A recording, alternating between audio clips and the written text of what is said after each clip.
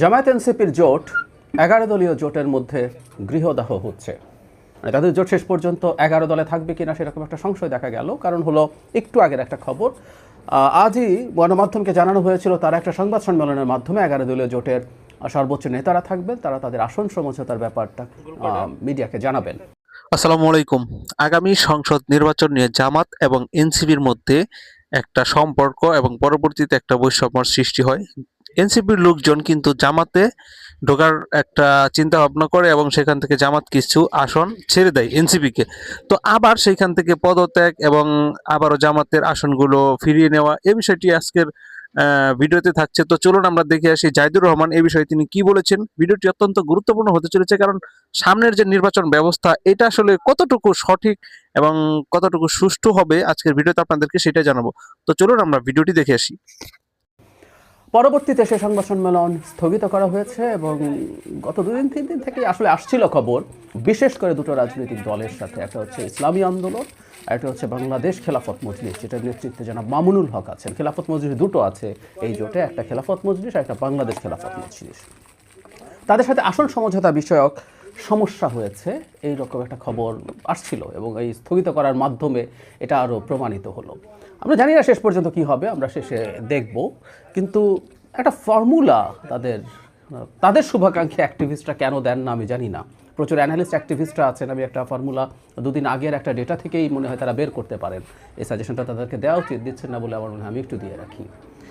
একটা প্রতিষ্ঠান না, চারটা প্রতিষ্ঠান মিলে একটা জরিপ করেছে, যে জরিপে বিএনপি জামাত হাড্ডাহাড্ডি লড়াই আছে বলে বলছেন। এবং ওর মধ্যকার একটা প্রতিষ্ঠান ন্যারেটিভ, আমি ভুল না করলে, যেহেতু ডাকসু নির্বাচনে দুর্দান্ত একটা ভবিষ্যৎবাণী নাকি তারা করেছিল, তাই সবাই বলছে এটাই সঠিক পরিসংখ্যান, অন্য যারা যা করছে সেগুলো কোনোটাই ঠিক না। তো আমার কাছে মনে হয় যে এই জোট এই পরিসংখ্যানকে, তাদের মাইন্ডেড মানুষ যেহেতু, তাদের অ্যালাইন্ড প্রতিষ্ঠান যেহেতু, তারা এটার ডেটা থেকে তাদের আসন সমঝোতা করতে পারে। তো মানে এখানে বলা হয়েছে জামায়াতে ইসলামী 33.6, মানে প্রায় 33.6%, তারা মানে প্রায় 34% ভোট তারা পাবে।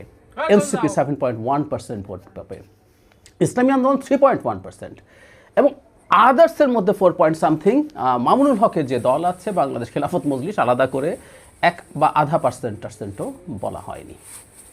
তো এখন কারা কত সিট নিয়ে ডিবেট হচ্ছে, আমরা এই রিপোর্ট যদি দেখি, সেখানে দেখা যাচ্ছে, প্রথম আলো একটু আগে একটা রিপোর্ট করেছে, সেটা হলো ইসলামী আন্দোলন বলা হয়েছে চাইছে তারা 50-এর বেশি। প্রথম তারা 100 সিট চাইছিল, পরে 50-এর বেশি চায়, জামাত 40-এর বেশি দেবে না। আমরা জানি এর মধ্যে এনসিপির সাথে 30 আসনের এক ধরনের সমঝোতা হয়েছে।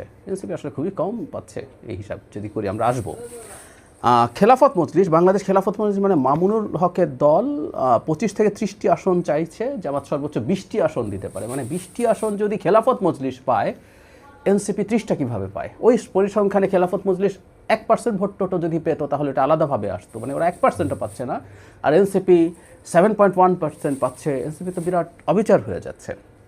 আবার এনসিপির অর্ধেকেরও কম ভোট পাচ্ছে ইসলামী আন্দোলন বাংলাদেশ, কিন্তু তারা এনসিপির চাইতে বেশি সিট পাচ্ছে। এনসিপিকে 30 সিট দেওয়া হচ্ছে, ইসলামী আন্দোলনকে 40+ বা 40টা দিতে রাজি হয়েছে জামাত, তারা অন্তত 50+ সিট চান। এইদিকে এনসিপির সিট ভোটের পাওয়ার যে সম্ভাবনা সেই জরিপ অনুযায়ী সেটা 1/5 বেশি। তার মানে জামাত যদি অ্যারাউন্ড 200 সিটে করে, তাহলে তো এনসিপির এমনি কাগজে কলমে 50টা পাওয়ার কথা ছিল, সেটা হচ্ছে না। আমি মনে করি এনসিপির আরও অনেক বেশি পাওয়ার কথা ছিল, কারণ এনসিপি জামাতকে একটা অসাধারণ সুবিধা দিয়েছে। এনসিপির ডিজাস্টার হয়েছে এই জোটে গিয়ে, আমি মনে করি, আগেও বলেছি, এনসিপি জামাতকে একটা বিরাট সুবিধা দিয়েছে যে জামাতের নেতৃত্বে একটা ইসলামী দলের জোট হয়েছে, যেটা ইন্টারন্যাশনালি জোটটাকে প্রশ্নবিদ্ধ করার সম্ভাবনা ছিল। এর মধ্যে বেশ র্যাডিক্যাল দল আছে, জামাত অন্তত এই মুহূর্তে তার র্যাডিক্যাল চেহারাটা লুকিয়ে খানিকটা কম র্যাডিক্যাল চেহারা ধরার চেষ্টা করছে, কিন্তু ঘোষিত র্যাডিক্যালরা আছে এখানে। তো তা যদি হয়, সেটা তার সমস্যা তৈরি করতে, এনসিপি এসে সেই সমস্যা থেকে খানিকটা দূর করেছে, কারণ তার একটা মধ্যপন্থী দল।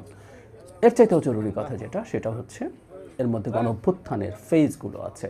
সো এনসিপি ওই রেশিও অনুযায়ী 50টা পাওয়ার কথা, এনসিপি তো আরও বেশি ক্লেম করা উচিত ছিল আসলে, 60-70টা, কারণ সে যেহেতু একটা এক্সট্রা প্রিভিলেজ দিচ্ছে, যেটা ইসলামী আন্দোলন বা খেলাফত মজলিস জামাতকে দিচ্ছে না।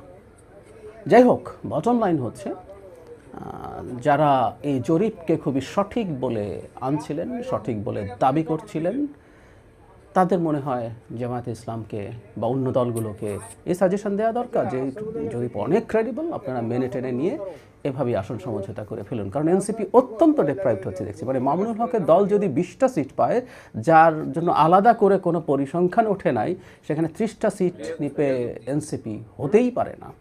40টা পাবে সেই দল যে এনসিপির অর্ধেকের কম ভোট পাবে বলে বলছে, আর এনসিপি পাবে 30টা। নিশ্চয়ই অবিচার। এই দলটা ব্র্যান্ডিং করছে ইনসাফের, ব্র্যান্ডিং করছে সততার। তাহলে আইদার তারা সঠিক আছে, মানে এই জরিপটা ভুল, অথবা জরিপটা সঠিক আছে, তারা বেইনসাফি করছেন। দুটোর একটা তো বটেই। তো দর্শক শ্রোতা মণ্ডলী, আপনারা ভিডিওটি দেখলেন এবং জাহিদুর রহমান যে তথ্যগুলো তুলে ধরেছে, এই বিষয়টি স্পষ্ট যে জামাত এবং এনসিপির মধ্যে একটা সম্পর্ক হতে যাচ্ছে আগামী নির্বাচনকে কেন্দ্র করে। এটা যদি ঠিক থাকে তাহলে হয়তো জামাতের চান্স আছে আগামী নির্বাচনে ক্ষমতা যাওয়া। তো আপনাদের কি ধারণা অবশ্যই কমেন্টে জানান।